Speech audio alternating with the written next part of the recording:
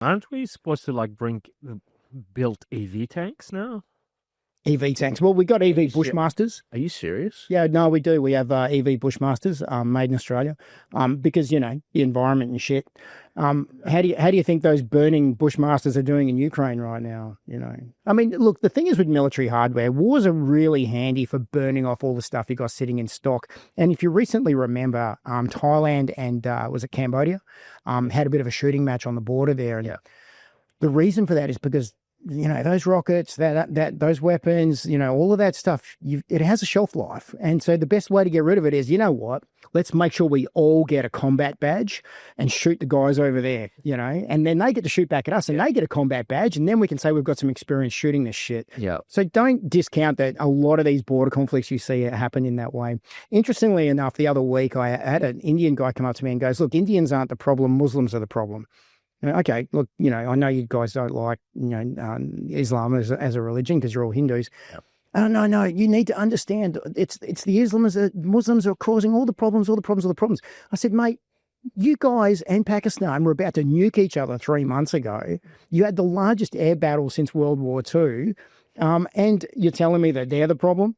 Oh, we were defending our territory. I'm sure they'll tell you the same thing, so.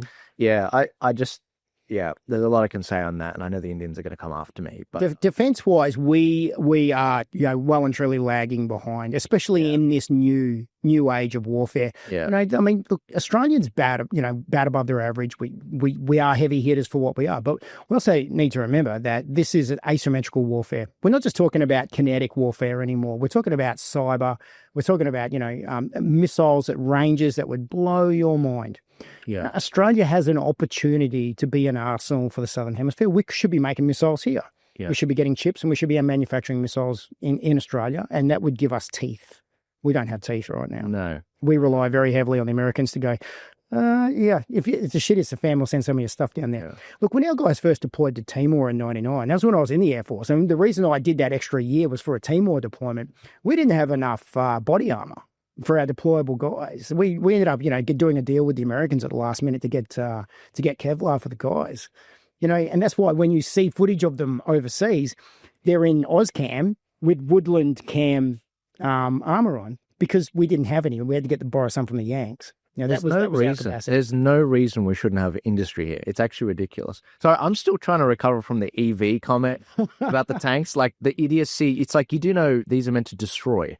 Maximal does, but we have a lot of Aussie companies. They're providing drones to Ukraine. We're not commissioning them right now. If I can just take 20 seconds of your time, I apologize for interrupting this clip. If you'd like to support Turning Point Australia and what we're doing to help keep the lights on and keep the work going moving forward, please check out our website at tpaust.com.au. We've got a range of merchandise, whether it's the Make Australia Great Again hat, whether it's the other shirts that we have, or the educational maps that we have. Please go and support. If you don't want to buy any merch, that's fine. You can also support us by buying us a coffee and becoming a regular subscriber for as little as $4 a month. I'll let you guys get back to it. Thank you so much. A lot of companies that I think is Austral, I can't remember, but they make ships for the Americans, but not Australia. Mm. And when Scott Morrison went to the White House while Trump was in, Trump was showing him an Austral ship, and Scott Morrison just standing there like a pleb, like, oh, we don't use them. Like, it's like, why don't you use them? If it's good enough for the Yanks, it's good enough for us. We got a massive gap at the moment too. I mean, submarines are obsolete now. We got a long wait until we get a potential Virginia class. The biggest defence deal in the history of Australia. Let's be honest about it. Australians are really shit at defence deals. We developed our own attack helicopter here instead of buying the American version. And what did we do last week? We just received our first version of the American Apache because we realised that ours was shit. So we have a long history of doing really badly when it comes to defence. I was surprised to hear they came from Arizona.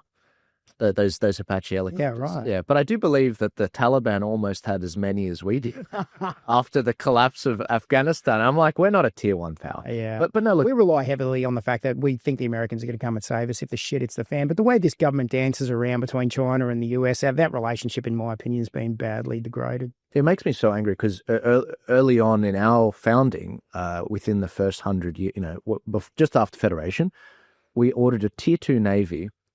5 years it took to come. 5 years, a full tier 2 Navy. And it arrived a year before the breakout of World War I.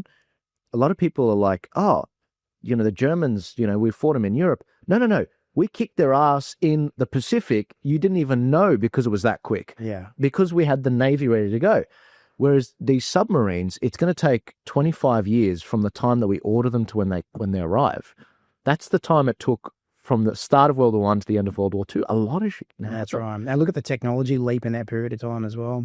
I'd hate to see Australia end up in a position like Ukraine. I mean, I know that geopolitically we're in a very different area. We've got a great ocean, around us that kind of protects Australia. We've just done a defence deal with PNG.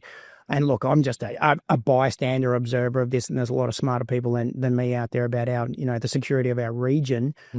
But this heavy reliance on someone else to turn up and save the day leaves us exposed. Actually, that comes back to our she'll be right attitude. Right. Our she'll be right attitude that's been weaponized against us in Australia, that's resulted in mass immigration and the undermining of our culture. And it will be the same thing again if war breaks out in the South China Sea. If China invades Taiwan, mate, how much depth have we got for that fight? Thank you so much for watching the show. I hope you enjoyed this particular clip.